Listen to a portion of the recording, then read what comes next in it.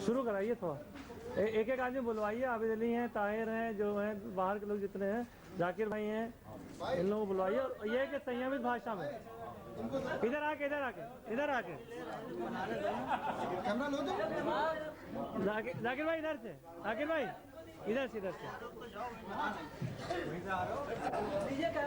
दे रहे लो गंगा का कैमरा क्यों नहीं लेंगे यार? जब इसने माइक ले लिया फिर से आज बड़े लोग यहाँ पर बना ले। कर्नाटक भाई बैठिए, ताइना में बैठाओ कर्नाटक। काम कर रहे हैं। आज चुनाव की कार्रवाई होनी है और चुनाव पहले सबसे पहले कानून बनानी है। इस मैनेजमेंट बेचारा हो रहा है और कारण है यूनियन एक रहे या ज्यादा दो रहे, पक्ष में विपक्ष तो काम करता है। और जब 25 यूनियन हो जाएंगे तो इसी तरीके से तोड़ होगी जिस तरीके से मैनेजमेंट ने अब तक की है। तो इसी मैनेजमेंट से टक्कर लेने के लिए और इसी मैनेजमेंट को सबक सिखाने के लिए, कोई रणनीति बनाने के लिए आज हम लोग यहाँ एकत्रित हो गए। तो मैनेजमेंट जो है के मित्तल को ही सबक सिखाना बहुत जरूरी है, क्योंकि कर्मचारियों का शोषण चरम सीमा पर पहुँच गया है। कैसे बनेगी? थोड़ी अभी पूरी बना दो। तो कैसे मित्तल को इतना बढ़ावा कैसे मिला, कहाँ से मिला, किसने दिया, ये सब जानते हैं। हमारे ही भाई आपस में ऐसे तोड़-फोड़ मचाने के बाद के मित्तल के अंदर घुस गए हैं कि साहब हम आपके वफादार हैं, हम आपके साथ हैं, हम आपका साथ देंगे और उसको ऐसा कर दो, उसको वैसा कर दो। आज एक क्वार्टर खाली है, लगभग आधे से ज़्यादा कर्मचारियों का यहाँ से स्थानांतरण हो चुका है और जो द्वेष भावना को तानाशाही के बल पर किया गया है। तो इस तरह के और इसके अलावा जो हमारी समस्याएं थी वो झूठी तो पड़ी हुई है। कुछ लोग ऐसे हैं जो 25-30 साल से भी काम कर रहे हैं, आज तक रेगुलर में हुए। ये वाला मामला था, वो भी नहीं है। इधर ग्रुप 40 से नीचे का सब 40 पार कर चुके हैं और सबकी सेवाएं भी पुरानी हो गई हैं। अब डर किस बात का है? कोई निकाल तो सकता नहीं है। ट्रांसफर कर सकते हैं, सस्पेंड कर सकते हैं, इसके अलावा कुछ नहीं है। तो ट्रांसफर और सस्पेंशन तो एक सर्विस के पार्ट हैं। इससे तो न डरना चाहिए न पीछे हटना चाहिए।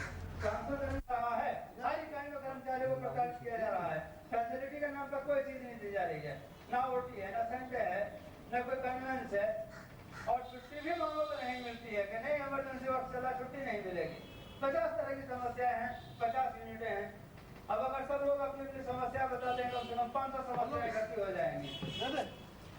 तो इसलिए साथियों एक जुझारू संगठन बनाने की अपील भी है और कोशिश भी आप सबको करनी है कि एक जुझारू संगठन बनाना है और उसमें शाम दान दंड भेद चावल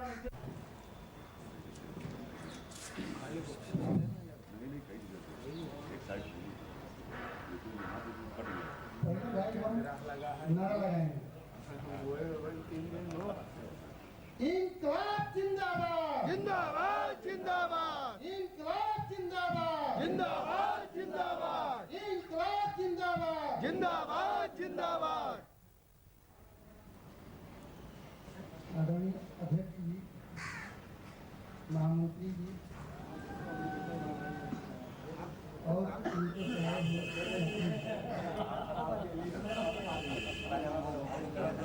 जैसा तो अभी हमारे भाई साहब ने कहा कि यहाँ मीटिंग हो गई है, इस वजह से हम कमजोर पड़ रहे हैं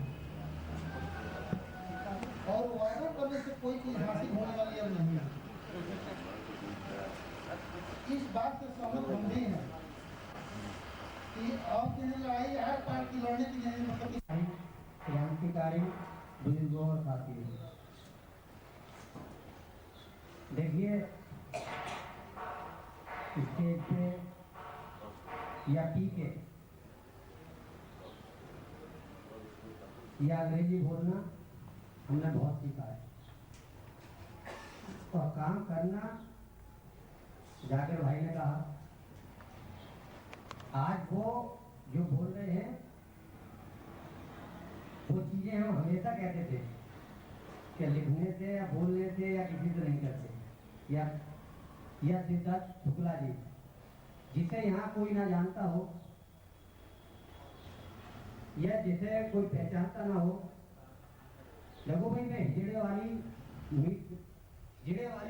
कमेटी से बनाने से ना खुश हूँ और ना मैं हीरा वाली कमेटी पसंद करता हूँ। मैंने जो करा है, जिस भी ब्रिज कॉर्पोरेशन के यूनिट में रहा हूँ, कर्मचारी अगर अच्छा ना कहता होगा तो मुझे बुरा भी ना कहता हो। और जो चीजें आज परेशान हो गए, जैसे कहते नहीं है कि भगवान के यहाँ गए, जब जाते जब दुख हो जाता है,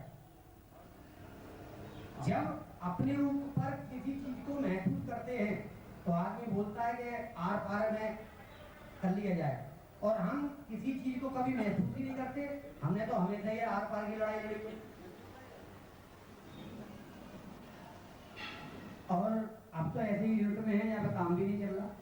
पटना से हटाने का मकसद, या हमारे जो पटना के जुझारू नेता भी बोले थे, सभी हमें, या जाकिर भाई या यहाँ के पदाधिकारी या क्रांतिकारी जो बैठे हैं, देखो भाई यही निवेदन है कि जिसको कोई ना जानता हो, जिसे ना कोई पहचानता हो, हर आदमी को हर जानता है, हर यूनिट में हमें पता है कौन कितना बोलने वाला है। हमारे पास हर हिस्ट्री है, और ये मेरा दावा है कि ब्रिज कॉर्पोरेशन के अंदर जो भी यहाँ पे मर्द हो, जो भी नेता हो, अगर आप इधर पे जितनी चोट पड़ी है, 5-7 दिन किडनैप रहा जम्मू के अंदर है, फोर्स लगी रही, और आज नेतागर्दी कर रहा है। आगरा के अंदर गोली लगी, पैर टूट गया, आज भी वही नेता है। हम मोमडन है, हमें ये पता है कि जिस टाइम हमें मरना है उसी टाइम मरेंगे। भाई मेरा मत तो ये है, जैसे इन्होंने कहा कि या तो संगठन को चलाओ या तो हट जाओ। अच्छी बात है, संगठन की बागडोर उन्हीं लोगों के हाथ में होनी चाहिए जो उसको काज से चला सके। लेकिन आज मैं बड़े खेद के साथ कहना पड़ रहा है कि आज जो हमारा चुनाव है और तय तिथि के अनुसार हो रहा है, आज जो उपस्थिति है यहाँ पे, उसको देख के मुझे थोड़ा दुख हो रहा है कि आज चालक संघ की हालत है कि जहाँ है तो ये पूरा लॉन्ग भरा रहता था, सड़कें भरी रहती थी, चाय की दुकानें भरी रहती थी, आज मात्र मैं समझ रहा हूँ 50 आदमी है। पहले तो आज जो भी कार्यकारिणी चुनी जाए, वो मेरा मत है, अपना पर्सनल मत है कि वो निर्विरोध चुनी जाए, किसी तरह का बवाल ना हो, किसी तरह की आपसे ना हो। और जो भी भाई, जैसे आबिद भाई ने कहा, अगर ऐसी कोई बात है इनको केंद्र में पद दिया जाए, वो भी करे। हम तो चाहते हैं, अच्छी बात है, अगर किसी आदमी इतना साहस है, उत्साह है कि वो आदमी चाहता है कि मैं स्टेज बढ़ा दूंगा, ये करूँ, तो अच्छी बात है, ऐसे आदमी को अवसर दिया जाए। लेकिन मेरी रिक्वेस्ट सब भाइयों से यही है कि आज का चुनाव शांतिपूर्ण, निष्ठा से और निर्विरोध भी हो तो अच्छा है। और मैं अपनी बात इन्हीं के साथ समाप्त करता हूँ। और लेकिन मैं यही चाहूँगा कि निर्विरोध हो चुनाव, कायदे से हो, और वो लोग चुने जाए जो इस संघ को चला पाए। और जो आज की कमेटी चुनी जाए उससे मैं रिक्वेस्ट करूँगा कि जिस तरह ये प्रांगण हमारा पहले भरा रहता था, चालक संघ के पदाधिकारियों से, कर्मचारियों से, साथियों से, सदस्य से, जब कभी भी द्वारा आपको चालक संघ की मीटिंग हो, ये प्रांगण मुझे ऐसे ही भरा दिखना चाहिए, मेरी इच्छा ये। धन्यवाद भाई महावीर सिंह त्यागी जी। अभी त्यागी जी ने जो बात बताई तो उसके बारे में मैं आपको अवगत करा दूं कि चालक यांत्रिक संगठन का जब चुनाव हुआ है, जब से हम देख रहे हैं, त्यागी जी को याद होगा कि हाल में जब हुआ तो अक्सर कम आदमी हुआ करते थे। जो आपको याद है इलेक्शन, वो इलेक्शन याद है आपको 2002 और 2004 का। 2002 में जो इलेक्शन हुआ, उसके बाद जो गतिविधियां हुई वो आपको मालूम है पूरी तरीके से। 2002 से और 4 तक के जिस तरीके से चालक यांत्रिक संगठन में अंदरूनी तोड़फोड़ का जो कार्रवाइयां की गई, वो भी आप सभी के सामने। 2004 में जो इलेक्शन हुआ तो उसका कारण ये था कि आज भी यहाँ भरा होता, क्योंकि आज छुट्टी का दिन है, मुख्यालय पूरा होता था, वो सब यहाँ पे इकट्ठा रहते थे। और जो पिछली बार इलेक्शन हुआ था उसमें 3-4 बसें बाहर से केवल चालक यांत्रिक संगठन को तोड़ने के लिए जो लोग आज दलाली और गद्दारी कर रहे हैं, उन्होंने मैनेजमेंट के द्वारा से बुला करके आदमी बुलाए गए थे। और जो आज की स्थिति बताई गई थी कि यहाँ पर कोई भी आदमी चालक यांत्रिक संगठन के चुनाव में नहीं आएगा, और हमने ये कहा था कि जो भी हम काम करेंगे वो खुलेआम करेंगे और डंके की चोट पर करेंगे। अगर हम चाहते तो आपका ऑफिस के दिन भी रख लेते तो सारा ऑफिस 400 आदमी यहाँ का यहीं रहता, मगर आज यहाँ पर 400 आदमी नहीं रह गया। हेडक्वार्टर में भी मुश्किल से 100-150 आदमी रह गया। सारे आदमी यहाँ से ट्रांसफर कर दिए, चाहे उसमें 4th क्लास हो, चाहे वो इंजीनियर वर्ग हो, चाहे वो बाबू वर्ग हो। तो और रही चुनाव की बात, 24 अप्रैल से चुनाव की नॉमिनेशन की तारीख थी और इसकी सूचना सब जगह थी। इसके बारे में मैं आपको अवगत करा दूं कि 23 नॉमिनेशन 29 तारीख तक के 1 बजे तक के आए। 23 तारीख तक के 29 तारीख 24 से 29 तक के 23 नॉमिनेशन आए, जिसमें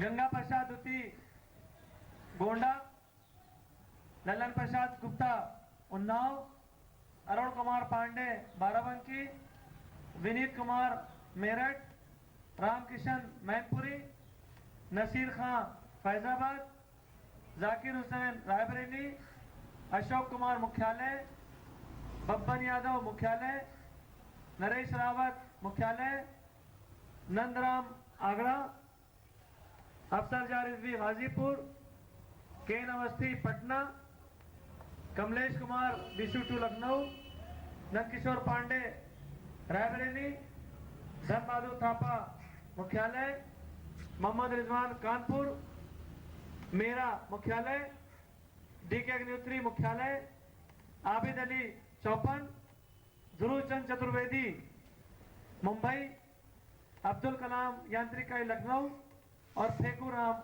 यांत्रिकाई लखनऊ। ये 23 आदमियों के नॉमिनेशन फॉर्म आए। 20 कार्यकारिणी सदस्यों का विधान में जो हमारे तरीका है कि 20 कार्यकारिणी सदस्य चुने जाएंगे, जिनका नॉमिनेशन होगा वो 20 चुने जाएंगे। अगर पिछले बार 34 कैंडिडेट थे इसलिए इलेक्शन हुआ था, अब की 23 आए, जिसमें 3 आदमियों ने, नरेश रावत जी ने, अफसरजार रिजवी ने और मोहम्मद रिजवान ने अपना नॉमिनेशन कल 2:30 बजे करीब वापस लिया कि ये स्थिति ना पैदा हो जो चालक यांत्रिक संगठन की स्थितियां थी। इसलिए चुनाव अधिकारी द्वारा ये 20 नाम जो आए थे नॉमिनेशन के, उनको निर्विरोध घोषित किया। अब ये 20 कार्यकारिणी के जो मेंबर हैं, ये बैठ करके जो पदाधिकारी हैं, अध्यक्ष, वरिष्ठ उपाध्यक्ष, उपाध्यक्ष, महामंत्री, संयुक्त मंत्री प्रथम द्वितीय, संगठन मंत्री प्रथम द्वितीय, प्रचार मंत्री संगठन प्रथम द्वितीय, कार्यालय मंत्री, कोषाध्यक्ष और 8 कार्यकारिणी के सदस्य, ये आप 20 जो कार्यकारिणी के सदस्य हैं वो चुनेंगे। और इसमें आपको ये भी मालूम है कि प्रबंध निदेशक की ओर से अधिकारी और उमेश चंद्र सिन्हा ये सहायक चुनाव अधिकारी बनाए गए, जिनकी रिपोर्ट भी कल की बनागोली में प्रस्तुत कर दी। और आपको ये भी बताएं कि जो पिछले इलेक्शन में आपके सामने स्थितियां बनाई गई, उसके बाद फर्जी परेड भी चलाए गए, फर्जी कार्यकारिणी भी चलाई गई और चंदा जो सुना गया, सब जगह शाखाएं भी बनाई गई। सारी स्थितियां आपके सामने हैं। चालक यांत्रिक संगठन को तोड़ने के लिए मैनेजमेंट तो एक तरफ और गद्दार और जो लोग केवल धंधेबाजी करते थे वो सब और मैनेजमेंट सब मिलकर एक साथ प्रहार करने लगे। और यहाँ तक कि चालक यांत्रिक संगठन का रजिस्ट्रेशन कैंसिल कराने के लिए प्रबंध निदेशक ने अपने खास आदमियों को, घनश्याम पांडे को, जयकिशोर जी को और कौशल कुमार जीएम को ठेका दिया कि आप इसका रजिस्ट्रेशन किसी भी हालत में कैंसिल कराइए। और आपको ये भी खबर मिली होगी बार बार हापुड़ में जो लोग हैं तमाम जगह पर कि पिछले साल मई से कि इशरत का टर्मिनेशन हो गया, इशरत का ट्रांसफर हो गया, चालक संगठन का रजिस्ट्रेशन कैंसिल हो रहा है। ये सब लोग लगातार प्रयास कर रहे हैं साल भर से कि चालक संगठन का रजिस्ट्रेशन कैंसिल हो जाए। यहाँ तक कि सारे पदाधिकारियों का हमारा यहाँ से ट्रांसफर कर दिया गया तोड़ने के लिए। अब तो टूटेंगे ये, अब तो टूटेंगे, अब भी झुक जाए, अब भी झुक जाए। यहाँ तक कि टर्मिनेशन कराने वाले वही लोग, चालक संगठन को तोड़ने वाले वही लोग जिन्होंने पिछले इलेक्शन में जितनी दलाली की, जितने फर्जी पैड चलाए, जितना पैसा वसूला, आज जितने उन्होंने जिसके सर पे हाथ रखा, यहाँ के चतुश्रेणी कर्मचारियों को जो आंदोलन हो रहा था हमारा 2003 और 2004 में, उसको तोड़ने के लिए मैनेजमेंट से मिलकर के हमारे चतुश्रेणी कर्मचारियों को मरगलाया और यहाँ तक कि मीटिंग से सभाओं से आदमियों को उठा कर भगाया, मां बहन की गालियां दी, तमाम बातें कराई। और आज जब अभी आपको जनवरी में मालूम हुआ होगा कि यहाँ पर 88 वीडियो प्रिंटर, स्टेनोग्राफर सस्पेंड हो गए थे, जबकि उन लोगों का इस्तेमाल हम लोगों के विरोध करने के लिए किया गया था। मगर जब उन पर मुसीबत आई तो चालक संगठन ने बिना समय गंवाए हुए उनका पूरा साथ दिया और उन सबको टर्मिनेशन और सस्पेंशन से बाहर कराकर 17 दिन स्ट्राइक कराई है और यहाँ पर पूरा मुख्यालय बंद रहा और उनको बाहर करा कर लाया।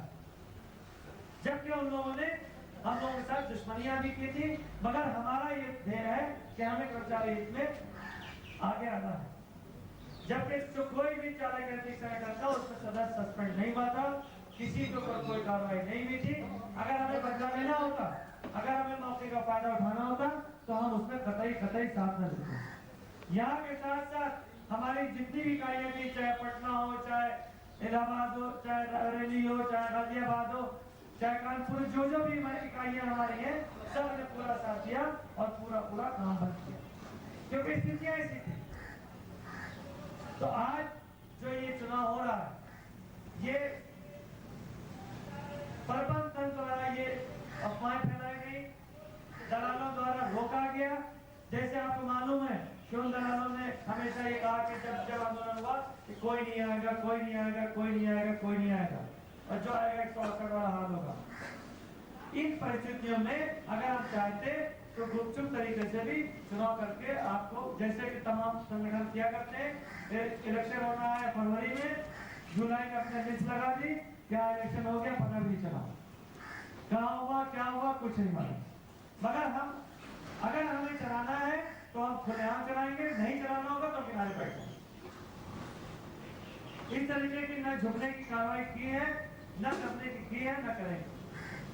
और कोई भी साथी हमारा बता दे कि हम लोगों ने वसूली कराई हो, हम लोगों ने किसी तरीके से किसी को झुकाव किया हो कि तुम जाके हाथ जोड़ो, माफी मांगो, जो मोर्चा मिला, चाहे पटना का हो, चाहे गाजियाबाद का हो।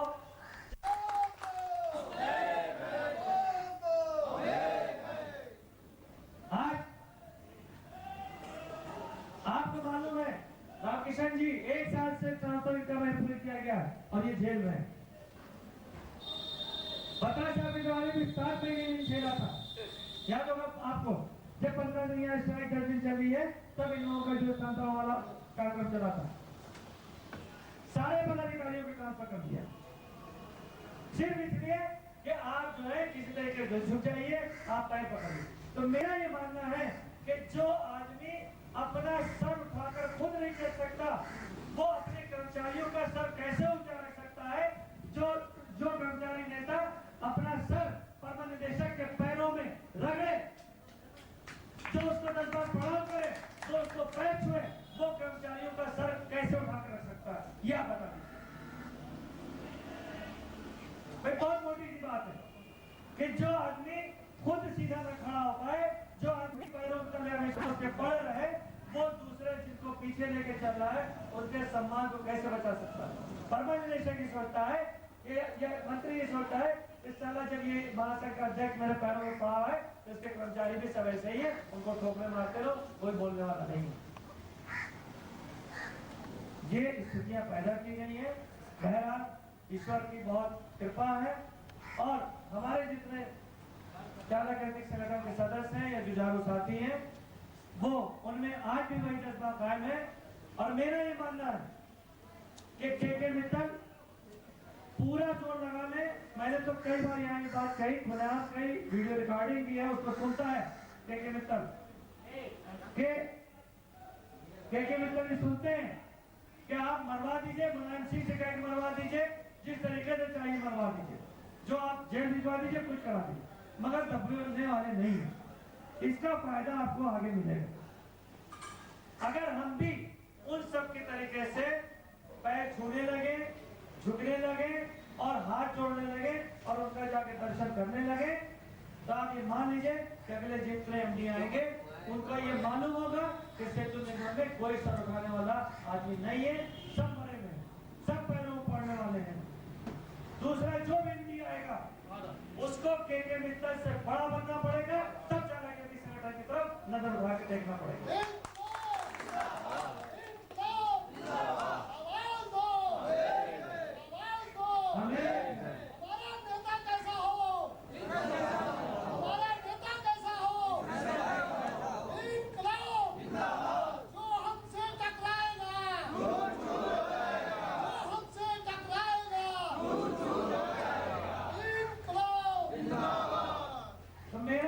सिर्फ इतना ही है कि हम मर सकते हैं, हम टर्मिनेट हो सकते हैं, हम सस्पेंड हो सकते हैं। जो आदमी मरने की स्थिति तक लड़ने को तैयार होगा उसको सस्पेंड और टर्मिनेट से करने की धमकी देने से कुछ नहीं होता।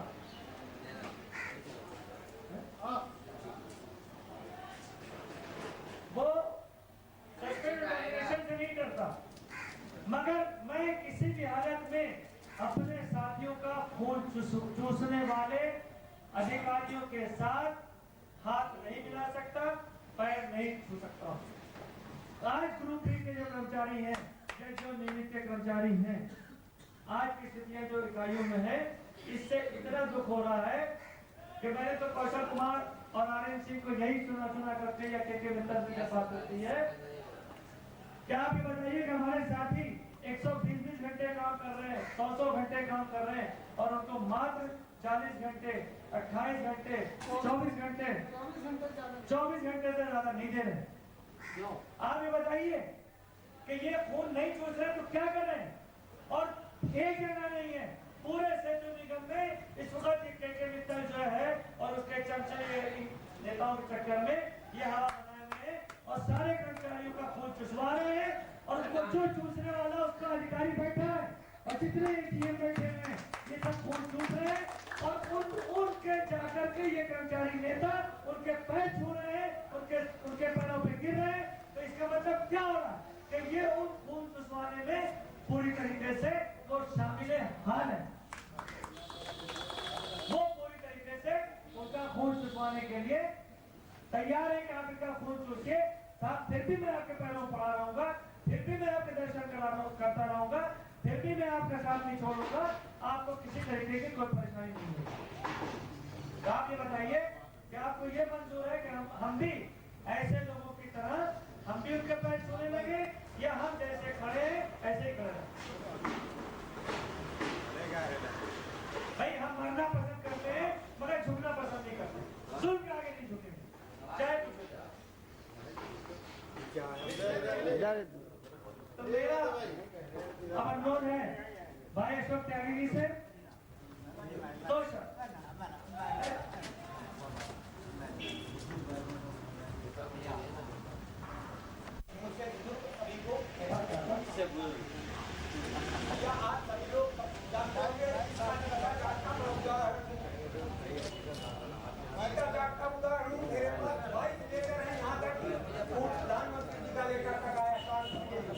और एक दिव्यांग ने मुझको कहा माल काटने के लिए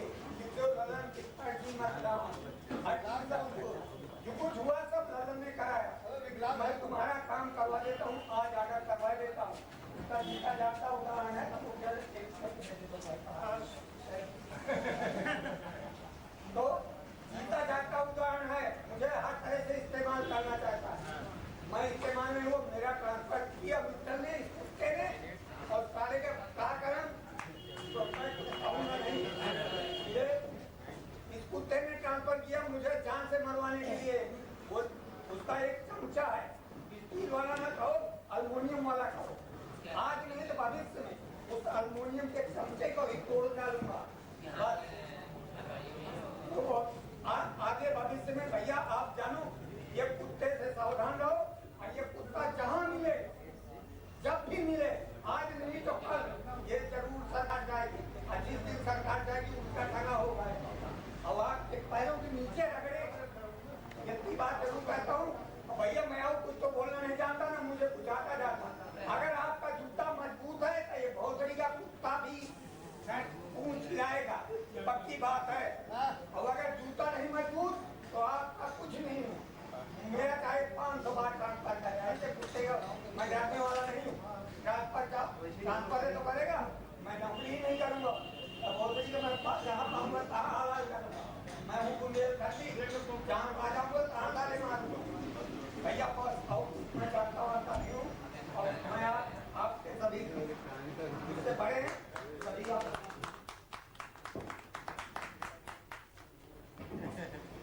हाँ बोलो कमलेश। ऊपर ना और कुछ साल बाद जो है रिटायर होकर निकल जाएंगे। हमारे बहुत सारे कर्मचारी जो हैं वो ड्यूटी में भी अभी पड़े हुए हैं। रेगुलर की स्ट्रेंथ जो है बहुत कम है। देखा जाए तो ऐसा अगर मैनेजमेंट रहा तो किसी प्रकार की सफलता हासिल नहीं हो सकती है। और ये भी अनुरोध करूंगा, जो यहाँ की मीटिंग में आज हमारे नेताओं का चयन होगा, उनका तो सहयोग है ही हम लोगों का, लेकिन इकाई स्तर से भी उन पदाधिकारियों को भी सम्मिलित करूंगा कि वो अपने बलबूते पर इकाई से अपना कार्य चलाएं। और यहाँ की जो मदद मांगते हैं ये तो बात की बात है, पहले हम खुद मजबूत हों जब जाकर के हम केंद्र से मदद मांगें। अगर हमारे पैर खड़ा है तो हम इनसे मदद करके भी क्या करेंगे? ये हमें तभी नहीं मदद करेंगे जब हम खुद सक्षम हैं। ईश्वर भी उसी की मदद करता है जो स्वयं अपनी मदद करता है। तो साथियों, हम लोग इकट्ठे हुए हैं, यही चाहेंगे कि जो भी चुनाव हो वो निर्विरोध हो, इसमें किसी प्रकार का किसी को ऐसा नहीं है कि कोई आक्षेप कर रहा है। जैसे हमने बहुत सारे नेता लोगों को देखा, लेकिन किसी के सामने तारीफ करना अच्छी बात तो नहीं है। लेकिन मैंने जब देखा कि मैंने फोन किया हुआ इस भाई जी को, तो इन्होंने उसका तुरंत जो है जवाब दे करके वो काम को निपटाया है। और इससे आगे और किसी की विशेषता के बारे में क्या कहें? तो साथियों, आप लोगों का ये मत है और इन्हीं शब्दों के साथ जो है हम अपनी बात को बंद करना चाहेंगे। धन्यवाद शर्मा जी। अब मैं अनुरोध कर रहा हूँ भाई ताहिर जी से कि वो अपने वचनों से साथियों को अवगत कराएं। रायबरेली के अध्यक्ष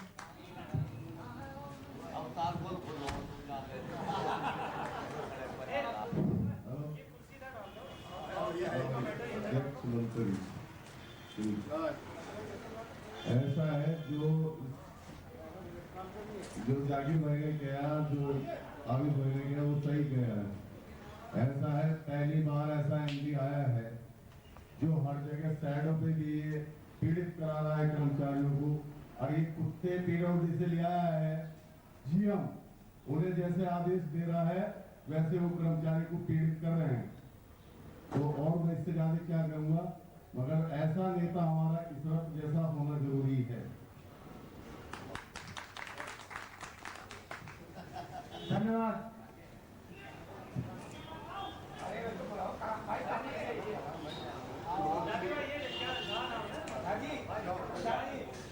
भाई मैं बोलना तो नहीं जानता हूँ, मैंने मुझे बुलाया है तो मैं दो बात जरूर कहूँगा। मैं ये चाहता हूँ कि चालक संघ का जो चुनाव हो उसके बाद में चालक संघ हमारे लिए भी कुछ करके दिखा, जैसे कि हम लोग आए हैं यहाँ इन लोगों का साथ देने के लिए, ऐसे ही हमारा साथ दें।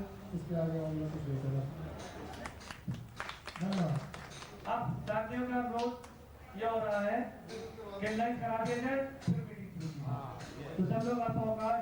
चल रहे, फिर 1:30 बजे करीब फिर शुरू कर देंगे जब तक खाना खा लेंगे।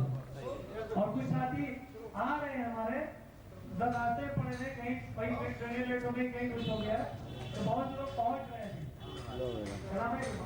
पहले बब्बन भाई को खाना खा लीजिए।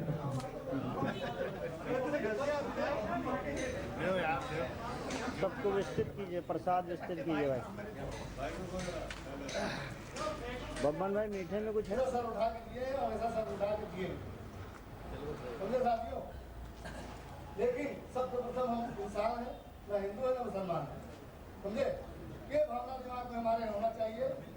संगठन के प्रति कोई जात नहीं होती है, कोई बात नहीं होती है। संगठन सामूहिक होता है सबके लिए। और हमारी सोच ये रहती है हम पद पे रहे या न रहे, लेकिन हमारे कर्म हो रहा है तो हम कोशिश ये करेंगे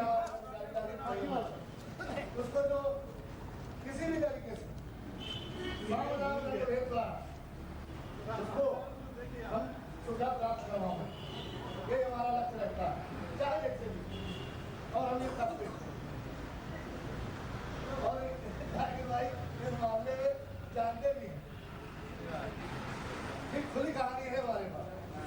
सुबह हम दिन में नहीं रहते, भले हमें 2 गाली मिल जाए, हम उसको बोलते हैं ठीक है हमारा भाई है, 2 गाली दे दिया कोई बात नहीं, चलो ठीक है।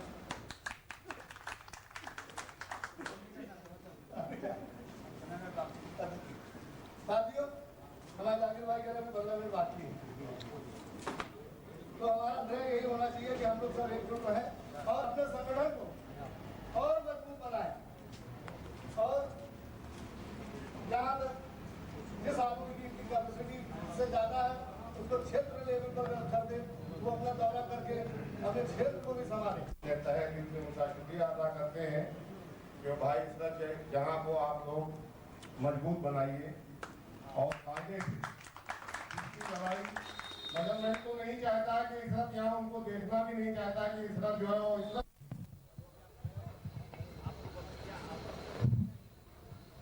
समस्त साथियों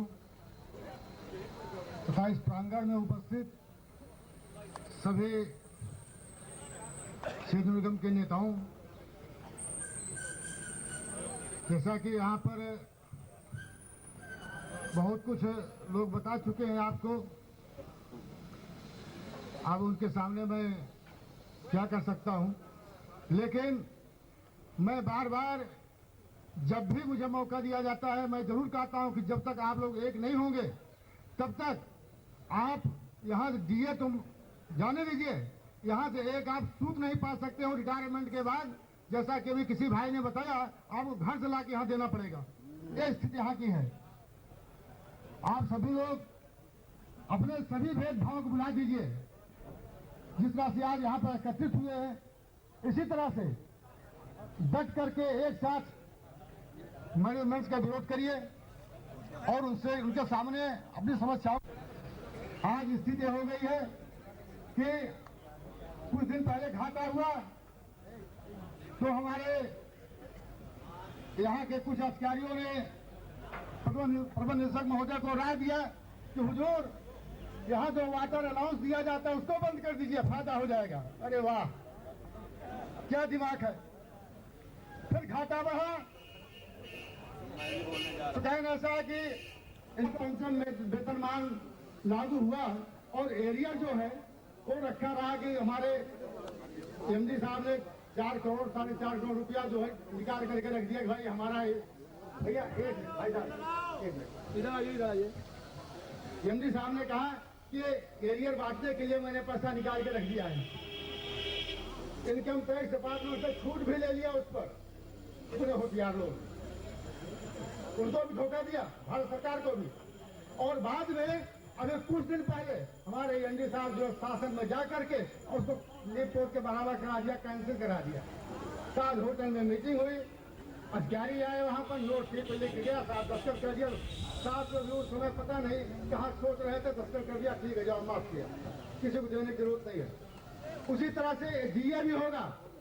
तो सबसे मेन चीज है डीए हमारा जो है आप लागू करिए और साथ ही साथ पूरा जब से है हमारा डीए तब से आज तक एरियर आप दीजिए। जब तक ऐसा नहीं करते हैं तब तक आपको यहाँ बैठने का ख्याल नहीं होगा। मैं क्योंकि हमारे और भाई हैं अभी बोलने के लिए, तो अंत में मैं आप सभी से अनुरोध कर रहा हूं, हर संवर्ग से, हर घटक से, जितने भी कर्मचारी सेहत निगम में हैं, वो सब एकजुट होकर के एक साथ आए। ये नहीं सोचना है इस मौके पर कि हमें इसका तकमा मिले कि ये काम हमने कराया, ये काम हमने कराया। और अगर ये सोच आप लोगों को रही तो समझ लीजिए भैया काम किसी का भी नहीं होना है, ये निश्चित जान लीजिए। इसलिए एक होइए। जय हिंद, जय भारत। धन्यवाद ओम प्रकाश जी। अजान हो रही 2 सेकेंड 2 मिनट के लिए। अपनी सभा की समाप्ति पर हैं बिल्कुल हम लोग। आप लोग कृपया अपना स्थानीय ग्रहण कह लीजिए।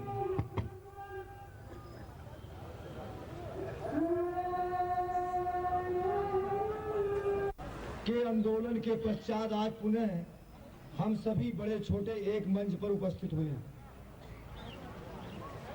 लेकिन हम ये विश्वास इस मंच पर उपस्थित सभी अधिकारी साथियों का और कर्मचारी साथियों को विश्वास दिलाना चाहते हैं कि हम लोग वो व्यक्ति हैं, हम लोग वो पीढ़ी हैं, हम लोग परिवार के वो सदस्य हैं कि जब जब हमारे वरिष्ठ साथियों को या कनिष्ठ साथियों को या बराबर के साथियों को अवस्था पड़ी है, हम ट्रेड यूनियन के लोग, हम छोटे कर्मचारी उनके कदम से कदम मिलाकर शासन प्रशासन यहाँ तक कि लाठी डंडों तक का सामना किया है। और आज भी हम उपस्थित हुए हैं और कल भी उपस्थित होंगे। और इस बात का वादा करता हूँ, इस बात का विश्वास दिलाता हूँ कि आपके डीए जैसे बात को मैं बड़ी देर से सुन रहा हूँ। डीए बहुत छोटी चीज है, डीए बहुत छोटी चीज है। जो संघर्ष हम लोगों ने आपके साथ मिलकर किया है और आज भी उस अधिकारों से वंचित हैं, जो अधिकार आप वरिष्ठ लोगों को मिला है उससे आज हम वंचित हैं। फिर भी वादा करते हैं कि आपको डीए जरूर दिलाऊंगा। ये हम ट्रेड यूनियन के लोगों, हम छोटे स्तर के लोगों के ट्रेड यूनियन का वादा है। जहां तक बात है किसी यूनियन के न बोलने की, अभी पूर्व में हमारे चालक यांत्रिक संगठन के नेतृत्व में 2 आंदोलन हो चुके हैं, जिसमें सभी संगठनों के सभी लोगों की मांगों को वहां रखा गया है। वार्ताएं 4-4 दिन तक चली हैं, लेकिन दुर्भाग्य मित्र इस बात का है कि ऐसे झूठे प्रबंध निदेशक, ऐसे झूठे वार्ताकारों के कारण आज भी वो बातें हमारी अधूरी रह गई हैं। लेकिन उसकी भी तैयारी चल रही है। आज संपूर्ण सेहत निगम की जनता, आज संपूर्ण सेहत निगम का कर्मचारी जागृत हो गया है। और आज आपको मैं इस बात को भी अवगत करा दूं कि प्रबंध निदेशक महोदय यदि मैनपुरी बनाते हैं तो वहां पर हम लोगों की भी इंटेंस है, हम लोगों का भी इंटरफेयर है। अगर इटावा बनाते हैं वहां भी इंटरफेयर है। हम मुख्यालय के अंदर बैठकर कोई संगठन बनाकर अपना झंडा ऊंचा करके नहीं दिखाते। हम संपूर्ण सेहत निगम के अंदर टहलकर कर्मचारियों को एकत्रित करते हैं। और आज इस मुख्यालय प्रांगण के अंदर मैं आपसे वादा करता हूं कि अगर यही एकता, यही बात आप लोगों ने संगठित होकर ये निर्णय ले लिया कि हमको डीए लेना है या पंचम वेतनमान का एरियर लेना है, तो इतनी संख्या में आप लोग हमारे साथ संगठित रहिएगा। अगर इसकी 10 गुना संख्या में इस मुख्यालय प्रांगण में उपस्थित न कर दूं, उसी दिन से नेतागिरी छोड़ दूंगा। इसलिए डीए पर चिंता करने की अवस्था नहीं है। डीए जरूर मिलेगा। डीए तो एकदम तैयार रखा हुआ है, लेकिन केवल एकता की जरूरत है। इसी तरह की एकता बनाए रखें। हमारा कर्मचारी भी जागृत हो गया है। आने वाले दिनों में हम दोनों संगठनों के नेतृत्व में एक और आंदोलन होगा, जिसमें डीए पहले नंबर पर होगा। हम बाद में लेंगे, ये मैं वादा करता हूँ। धन्यवाद शर्मा जी। समस्त सेहत निगम परिवार के सदस्यों का हार्दिक स्वागत है, अभिनंदन है। दोस्तों, हमारे तमाम सारे वक्ताओं ने अपनी अपनी बात को अपने अपने ढंग से आप लोगों के समक्ष रखा। आवश्यकता है कि आप लोग उस बात को कितना समझे, किस हद तक समझे। तालियां बहुत सारी बजी, तमाम सारे बार आप लोगों ने तालियां बजाई। दोस्तों, आज को जो आवश्यकता जो आज की हमारी है वो एकता की है, और हमको खुशी है कि हमारे साथी एकता के सूत्र में बंधे हैं। दोस्तों, हमारे पास ये जो आज की सभा हुई है, इस सभा के लिए जो प्रस्ताव आ रहे हैं उस प्रस्ताव के आधार पर ये सभा हफ्ते में 2 दिन हुआ करेगी। ऐसा लोगों के विचार हैं जो हमारे पास तक पहुंचे हैं। हम जानना ये चाहते हैं कि इसमें उपस्थित सभी समस्त साथी जो हैं, मंगलवार और शुक्रवार को 2:30 बजे से लेकर 3:30 बजे तक 1 घंटे के लिए इस सभा का आयोजन किया जाएगा। क्या आप लोग सहमत हैं? अगर सहमत हैं तो आप लोग अपने हाथ उठाइए। साथियों, बहुत खुशी हुई कि हमारे ज्यादातर हाथ सब ऊपर ही नजर आ रहे हैं और संघर्ष करने के लिए। अच्छा, हमारे पीछे भी हाथ उठे हुए हैं साथियों, मैंने ध्यान नहीं दिया। तो ये प्रोग्राम कंटिन्यू दोस्तों जब तक चलता रहेगा, जब तक हमारी मूलभूत सुविधाएं जैसे जो लोग तमाम सारे लोगों ने बताई हैं, दिए हैं, मतलब आश्रित है, ये सब चीजें जब तक हम लोग पा नहीं लेते हैं, ये प्रोग्राम हमारा कंटिन्यू चलेगा। और अगर प्रबंध निदेशक अपनी हड़धर्मिता पे भी रहते हैं तो दोस्तों, अभी एक बार आप लोगों ने सुना होगा, ये केस है संचार निगम का, जिसमें एक ड्राइवर ने अपने जीएम को गाड़ी के अंदर फूंक दिया था। हम लोगों के पास बड़े बड़े यंत्र हैं, ऐसी बात नहीं है। ये प्रबंध निदेशक किस खेत की मूली है, इनकी हड़धर्मिता को अगर यही सहयोग आप लोगों को प्रदान रहा तो दोस्तों 15 दिन का वक्त है मात्र। या तो ये क्षेत्र निगम से बाइक किलोमीटर चले जाएंगे या तो हमारी मूलभूत सुविधाओं का समाधान कर देंगे। ज्यादा अपनी बात को न बढ़ाते हुए मैं अपनी वाणी को विराम देता हूँ। धन्यवाद। धन्यवाद श्री दिनेश अग्निहोत्री जी। जोरदार तालियों स्वागत करें। एक बात ये कि मंच नहीं है, आप आगे चलिए, हम पीछे रहेंगे। इस बात को मैं बार बार ये कह रहा हूँ कि ये सेतु निगम एक रहना चाहिए, भले हम रहें या ना रहें, हम हो या ना हो, हमें आप पीछे बिठा दीजिए, आप आगे चलिए, आपके साथ हम रहेंगे। कभी भी आगे बढ़ने की हमारी कोई जरूरत नहीं। आप जो जिम्मेदारी देते हैं तब तो मैं जाता हूँ, वरना कोई जरूरत नहीं है, मैं पीछे रहूंगा, आप आगे रहिए। श्री मदान सिंह साहब। प्रिय साथियों, आप लोगों ने जो एकजुटता दिखाई है उससे देखने से ये स्पष्ट हो गया है कि अगर हम लोग अपना ये संघर्ष थोड़े ही दिनों के लिए जारी रखेंगे तो डीए तो मिलना निश्चित है। जैसे आपने 15 दिन का टाइम दिया है, मुझे उम्मीद है वो 15 दिन का टाइम नहीं लगना चाहिए और 15 दिन से पहले ही ये स्वयं मिलेगा। इसी बीच में कुछ वक्ताओं ने बड़े जोशीले भाषण दिए थे, मुझे बड़ी प्रसन्नता है। जैसे प्राविधिक संघ के तिवारी जी थी, मैं उनको शकल से जानता हूं लेकिन कभी बोलते नहीं सुना। उनके बड़े भाई भी हमारे अच्छे जानकार हैं और महावीर जी ने भी बहुत अच्छे भाषण दिए। एक्चुअली मैं इस तरह के लोगों का ज़्यादा पक्षधर हूँ कि आप अपनी बात को दृढ़ता से प्रस्तुत कीजिए। अगले वाला कितना भी बड़ा अधिकारी अब उच्च अधिकारी क्यों ना हो, जो व्यक्ति अपनी बात को सच्चाई से प्रस्तुत नहीं कर सकता वो वाकई में किसी भी हक का या किसी भी चीज का पात्र ही नहीं है। अपनी बात को सच्चाई से प्रस्तुत करो, तभी ये निगम के हित में भी है और कर्मचारी के हित में भी है। जैसा हमारे एक अधिकारी महोदय ने बताया कि लोग अधिकारियों के पास जाते हैं और उसने कहा आम है तो आम कह दिया, उसने कहा नीम है तो नीम कह दिया, अपने दिमाग का बिल्कुल इस्तेमाल नहीं कर रहे। ये स्थिति अत्यंत ही दयनीय है उस व्यक्ति के लिए भी और हमारी संस्था के लिए भी।